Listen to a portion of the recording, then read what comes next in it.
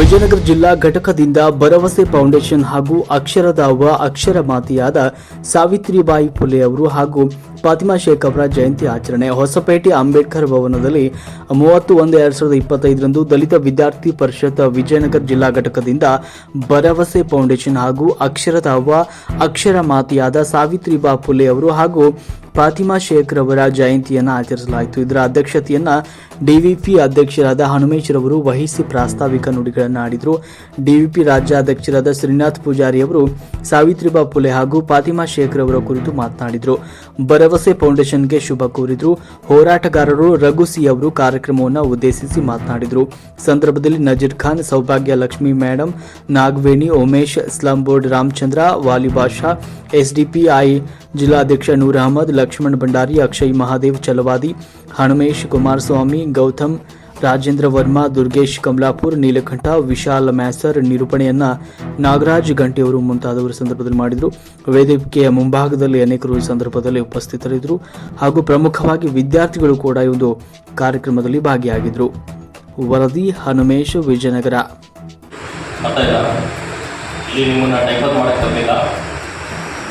ನಿಮ್ಮ ಬಾಳನ್ನ ಬೆಳೆಸ್ಕೊಳ್ಳೋಕೆ ಅವು ನಮ್ಮೊಂದಿಗೆ ಪ್ರೀತಿ ವಿಶ್ವಾಸದಿಂದ ಇರ್ತವೆ, ಅದರಿಂದ ನಮಗೆ ಖುಷಿ ಸಿಗುತ್ತೆ, ಅದರಿಂದ ಮುಂದಿನ ಬಾಳು ಭವಿಷ್ಯ ಅಂತ ಹೇಳಿರ್ತಕ್ಕಂಥವ್ರು ಮಾತೆ ಸಾವಿತ್ರಿಬಾಯಿ ಫುಲೆ.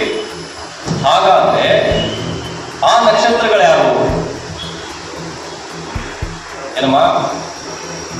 ಮಾತೆ ಸಾವಿತ್ರಿಬಾಯಿ ಫುಲೆ ಹೇಳ್ತಾರೆ, ಭೂಮಿ ಮೇಲೆ ಕೂಡ ನಕ್ಷತ್ರಗಳಿದ್ದಾವೆ, ಬಹಳ ಚಂದ ಹಾಗಾಡ್ತವೆ, ಬಹಳ ಚೆನ್ನಾಗಿ ಆಟ ಆಡ್ತವೆ ಅಂತ ಹೇಳ್ತಾರೆ. ಅಂದ್ರೆ ಆ ನಕ್ಷತ್ರಗಳು ಯಾರು?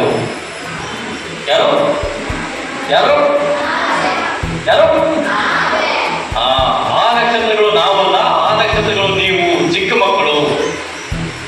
ಆ ನಕ್ಷತ್ರಗಳನ್ನ ಬಹಳ ಜೋಪಾನವಾಗಿ ಕಾಪಾಡ್ತಕ್ಕಂಥ ಜವಾಬ್ದಾರಿ ನಮ್ದು.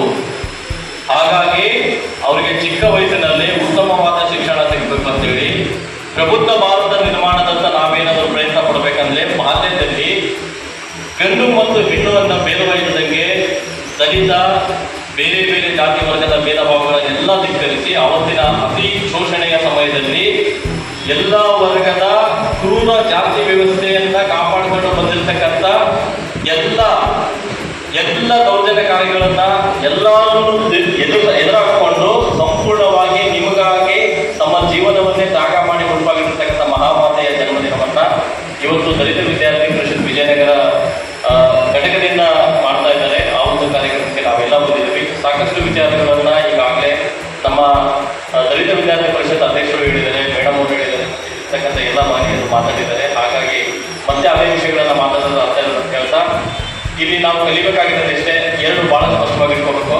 ಒಂದು, ಈ ದೇಶದಲ್ಲಿ ನಾವು ಶಿಕ್ಷಣ ದಿನಾಚರಣೆಯನ್ನ ಯಾರ ಹೆಸರಿನ ಮೇಲೆ ಮಾಡ್ತೇವೆ ಅಂತಕ್ಕಂಥ ಪ್ರಶ್ನೆ. ಯಾರ ಹೆಸರಿನ ಮೇಲೆ ಮಾಡ್ತೇವೆ? ಶಿಕ್ಷಣ ದಿನಾಚರಣೆಯನ್ನ ಸರ್ಕಾರ ಘೋಷಣೆ ಮಾಡೋದು ಯಾರ ಹೆಸರಿಗೆ? ಯಾರ ಹೆಸರಿಗೆ? ಅಲ್ಲ, ನೀವೇ ಆಚರಣೆ ಮಾಡಲ್ಲ. ಹಾಗಾಗಿ ನೀವು ಹೇಳು, ಯಾರ ಹೆಸರಿಗೆ? ಯಾರು?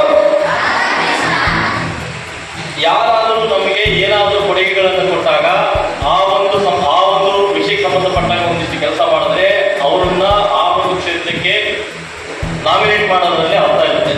ಸೊ ಹಾಗಿದ್ದಲ್ಲಿ ಅವ್ರನ್ನ ಶಿಕ್ಷಣಕ್ಕೆ ಶಿಕ್ಷಣ ದಿನಾಚರಣೆಯನ್ನಾಗಿ ರಾಮಕೃಷ್ಣ ಅವ್ರನ್ನ ನಾಮಿನೇಟ್ ಮಾಡ್ತಾರೆ ಅನ್ನೋದಾದ್ರೆ, ನಾವು ಪ್ರತಿ ವರ್ಷ ಕೂಡ ಅವ್ರದ್ದು ಆಚರಣೆಗಳನ್ನು ಮಾಡ್ತಾ ಬಂದಿದ್ದೀವಿ ಅಂದಾಗ ನಮಗೆ ಅವ್ರ ಬಗ್ಗೆ ಒಂಚೂರು ಗೊತ್ತಿರ್ಬೇಕಲ್ವಾ, ಇನ್ಕ್ಲೂಡಿಂಗ್ ಟೀಚರ್ಸ್ ಕೂಡ.